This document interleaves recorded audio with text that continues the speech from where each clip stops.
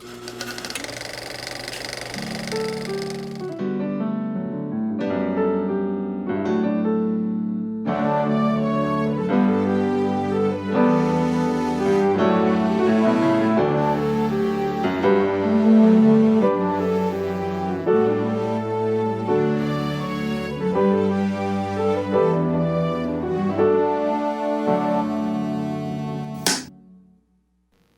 Debbie. Can you hear me? Is that you, Donald? After all this time, can you believe it? Oh my God. I am so thrilled. You have no idea. Oh my gosh, I can't believe it. How come it's taken us for this long to talk? I don't know. Because I always do. I do FYC stuff, come Oscar time. A lot of your films, for whatever reason, they never really pushed them that much for makeup and hair and whatnot.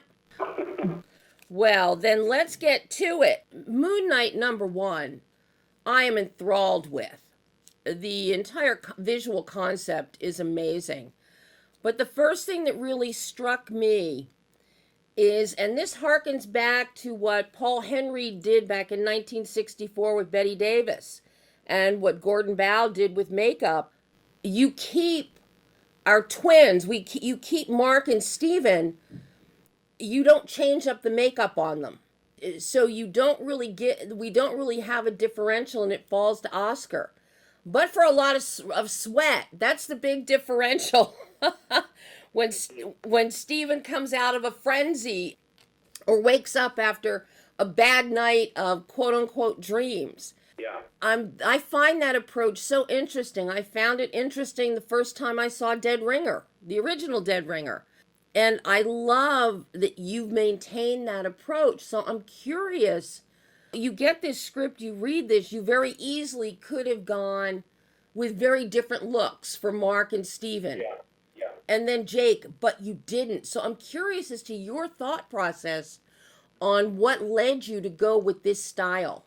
Well, I'm really glad you brought it up, because Dead Ringers is a film I referenced to Oscar very early on, and The Tenant, Roman Polanski, because it's the same guy. I mean, there are nuance and subtle, like you said, the sweat. He looks tired. He's, I call it the jet lag look for Steven, but it's got to be believable in the sense it's the same guy. And I was always surprised that people think, oh, what are you going to do? And think, well, what are we going to put him in prosthetics? Are we going to grow a beard? I mean, I'm always surprised that people, your imagination and the belief when you look at somebody visually who's going through something, especially with the personality disorder, it's not a different person. So I'm so happy you noticed that, because we did do really subtle things, changing the hair, a little change in the skin texture and tone, very dark circle. You see that because those are changes that can happen to a person through the course of their own day, right? Mm-hmm. Like when you're going to be sick or you're nauseous, that happens in the course of your day. The way you look, kind of gray, yellow to your skin. That's what I did, and that's what Oscar was all up for, and that was the approach. And I'm so glad you said Dead Ringers, because you know the film, one, which a lot of people don't, and that's very much how we were twinning the doubles for Oscar. His stand-ins, photo doubles, not performers. How much of a challenge or how time-consuming is that for you for a film like this? Because not only do you have an actor with one double or a stunt double, but you've got the twinning, you've got doubles, you've got double twinning, you've got double stunt double twinning, you've got photo double twinning. What does that do for you and your department in terms of tediousness? Well, my team were really, a great team, because everybody, I'd say I handled, obviously I've got a deal, handle Oscar and May, and then my team, I got a lot of newer people, which was great, and it gives them an opportunity to be creative, but also do meticulous precision work with costume, visual effects, and cinematography. But this was a real challenge that you've got to do it quickly and effectively. So you take Oscar's double, Mike, who is one of his doubles, as an act delivers him the lines in the different accent, and we match him with a wig and a prosthetic nose and costume. And then you've got stand-in. So we had sometimes two doubles. And we spent a lot of time and getting those guys to look as close as possible over the shoulder. And we've both seen films where it doesn't work, and you spot the double, you spot the stuntman. We were really careful, and then visual effects were outstanding. What they did in cinematography to make everything kind of blend. So we all did our bit to make one complete picture, but we had someone 3 Oscar doubles. Oh, wow. And I'm glad you mentioned the wigs, because this is something that I really appreciated with Moon Knight, is that the wigs, because when you're doing over the shoulder with camera or coming from behind, you've got to have the right hair there to, number one, sync your eye lines and to line up your shots, especially when we've got Oscar facing the camera as Steven looking at Mark, or vice versa. And then you've got your stunt doubles that you also go through the same process with. And I love that I could not discern any differential between, so that everything was matching. It was totally synced, Donald. And I so appreciated that. I'm really happy to hear it. We really worked hard at that. I've got to say, and the team, Megan and Athena and Luve, and everybody did their bit and worked very hard, because we really wanted to present that we can do this. I remember Dead Ringers. I worked on a film once called Love, Valor, Compassion, which was a super low-budget film where we didn't have the luxury. We put a stand-in for John Glover and, hope it works. And, there are shots you go, oh, I really wish we'd had the money to do a great wig, or even to do the makeup, because sometimes with Mikey, who is Oscar's brother, his blood brother, nobody knows Oscar better. They're the best of friends, the best of brothers. So he could deliver him the lines. So when Oscar would change from Mark to Stephen, then so with Mikey, he would change. And so he would do the off-camera, over the shoulder. We put a nose on him. My, incredible collaborator, Lube Larson, made the nose for us. And then all my team were able to also get to practice and really hone in on their craft in hair and makeup by doing these things and understanding how important it is that the little things are very important. Well, the devil is always in the details, Donald, on every film. Of course. And a lot of people overlook that. They don't think about that. But that's what gives the film its texture, its vitality, are those little details. You can have all the action you want, but you've got to look a little deeper, because that's what really makes a film. And I have to say, you really got to show off in the Asylum episode, because that, when you actually get to have some blood and you're playing against this totally white background with the very stark lighting. And I'm curious how that impacts working with the cinematographers, because you had 2 of them here. You had Gregory and you had Andrew. Does the lighting impact your makeup design? Are you going more with a yellow base, or throwing in a little bit of Anchorman blue to cover something up? I'm curious about how that works for you, especially in that episode, because of the stark contrast that we have, while still making Mark and Steven look like they're melding into part of this. They're becoming part of the walls. Yeah, well, that's the one where, they start to there's times where it's indistinguishable between the two of them. We had moments where, in some episodes, as they got closer, where the sweatiness and the sickly, in 5, that's Asylum, where I had a great time, because he looks so drugged, and he's got the cotton, old Marlon Brando trick Dick Smith did, the cotton in his mouth, so he's drooling. He's got the dilated contact lenses in, so he looks really stoned. He looks like he's an opioid. So it was a fun makeup to do. Oscar was really into it, changing his whole color, his pallor, and then doing the things with Ethan and May, so everybody looks different but the same, and sickly. But I tend to not change too much what my plan is with lighting, because they always end up inevitably in post doing something. And I think in the makeup world, you can get caught it's like adjusting a bruise for lighting. Sometimes you can get caught. You can find yourself going, but that's how it is in life. A bruise looks a little bit faint inside, but then you go out in the sunlight and ta-da, it looks big. And And I think when you start making those makeup changes, you can get yourself in big trouble in the world of matching and continuity. So I try to stay as real as possible, unless, those guys were great, by the way, to work with, both of them, and they did beautiful work. But if somebody said, hey, Don, that's not reading, like the chapped lips on Oscar, I'd pump it up a little, or the dark under his eyes. But I'm very careful on anything I work on to not adjust too much for other things like lighting, because somehow you'll get tricked into doing something wrong. Glad you brought up Ethan's name, because Ethan has a real, through the entire film, be he as Harrow in a semi-villainous fashion, wearing all brown, or sitting there as the doctor in episode 5, Asylum. You went very ghostly skeletal with his makeup, almost very similar to what we're seeing in VFX with Khonshu.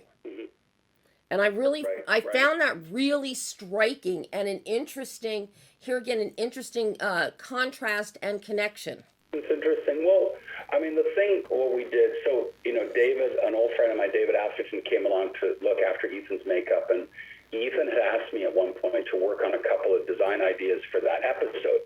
Now, to be fair, when we started the show, and I hadn't seen Ethan in 15 years, and we were pretty busy, so I was glad to have some backup and some really experienced people coming through. But when Ethan brought up that Asylum, I thought, I was worried when we started. I wasn't sure I was loving the hair and the look of him, a little bit sort of hippie happy. I thought we've seen it before. I felt like, we've seen Steve Martin in a film. You worry, and I get a bit maybe myopic or OCD, but Ethan was right. He pushed for that look. I wasn't in love with it initially, but I learned to like it.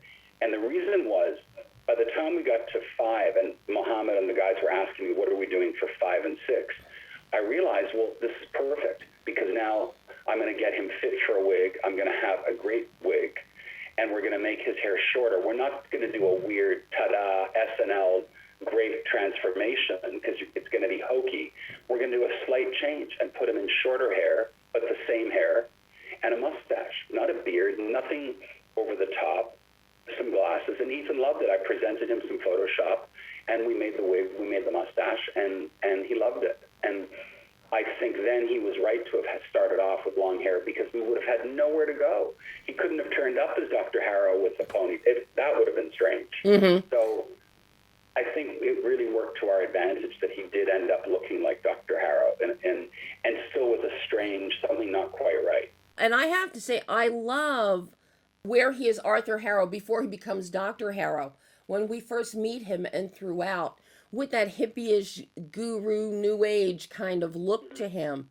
And the way the hair, I mean, it looks like a bunch of split ends that are just never you're gonna have to cut them off in order to save that hair. But the color, I love the fact that it really is, it's like a naturally aged color. You've got the gray coming in there. So it looks like somebody who's from the ages, which I thought was really interesting. Yeah, it's quite ashen.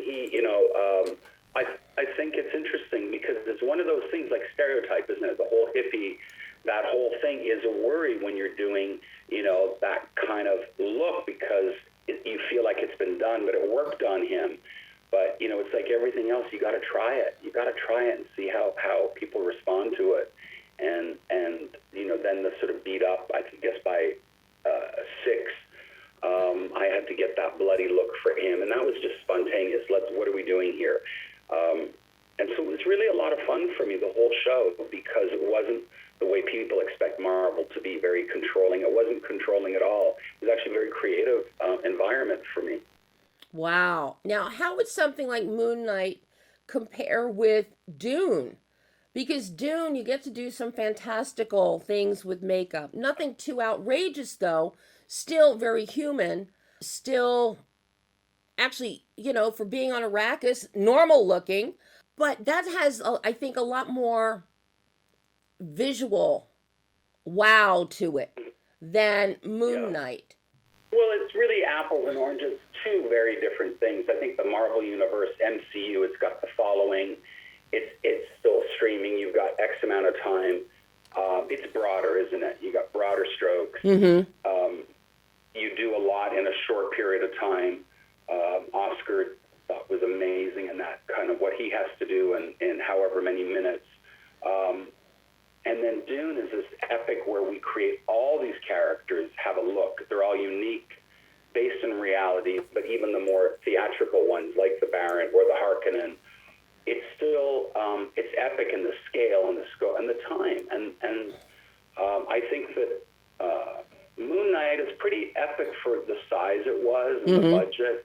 Was not the way I remember TV or streaming, as they call it now, but it's not the way I remember it from when I started back in the days of, Captain Power and the Soldiers of the Future, where you counted every lip brush you bought or Q-tip, I love, because you started early, like in the mid 80s. Yeah. Doing makeup, hair, and even a few years before that, I was doing production. And to see how things have progressed over the past 40 years is pretty incredible, in front of and behind the camera, and economically, with counting those brushes and counting how many lens caps you've got on a set. So it's very interesting to see how it's progressed.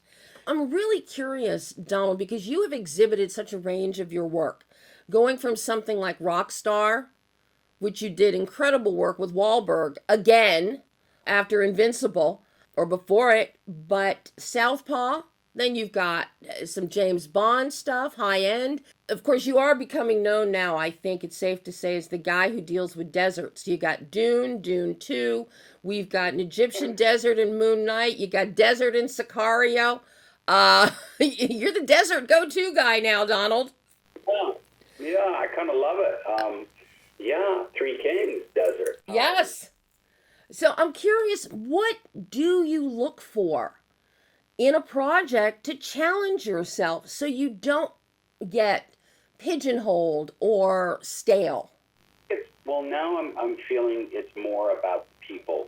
Sometimes the projects will come up and, it's a really high-cost problem to say what you want to work on or what you get offered. There are times you don't have a lot of choice, certainly when you're starting, and everybody, coming from production, there are times in your life you don't have a big choice, do you? And I also tell people that how lucky anybody is to get to work and get a paycheck to pay their rent at what they love to do. That's the most important thing. So that's always been the thing for me, because I never got into the business to make money. I always thought it was not a well-paying job. That's how, because I started in theater and low-budget independent films. Mm-hmm. So having that attitude, I never lived big. I never bought a boat. I use that as a poor example, but you know what I mean. I never lived big. And I just wanted to work on films because I love films, and I love working with actors and the crew.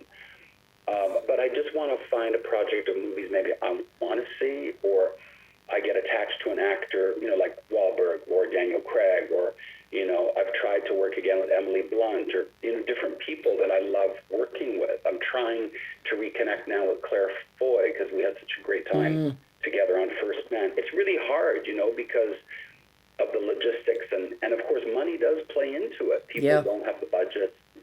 But you and I both know there was a time when I remember having to go to production saying, hey, could I have a helper, another makeup artist to come and help me tomorrow process 20 actors, because I can't do 5 people by myself. Yeah, it's impossible. Now,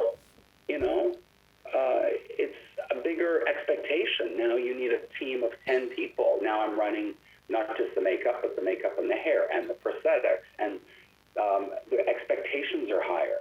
I have to ask you, Donald, what is the gift that your job gives you? You do it so beautifully, so well. What is the gift that your craft gives to you? That's a great question. I think the gift is I get to help and work as part of a process in a team, in a collaborative team. We hope it should be a collaborative team. With people like Denis Villeneuve, with people like Jake Gyllenhaal or Daniel Craig or, Barbara Broccoli. All of those people make a film, help tell the story that we're telling. Denis wanted to make Dune since he was 13. Oscar wants to be in Moon Knight, asked me to help him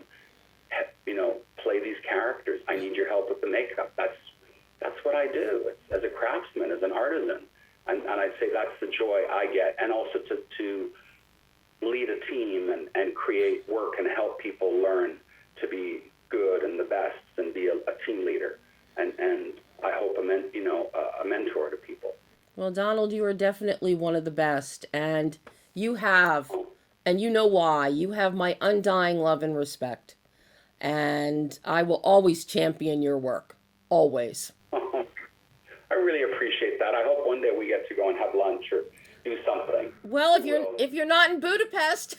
That's right. Thank you so much. Thank you, Donald. Bye-bye. Bye.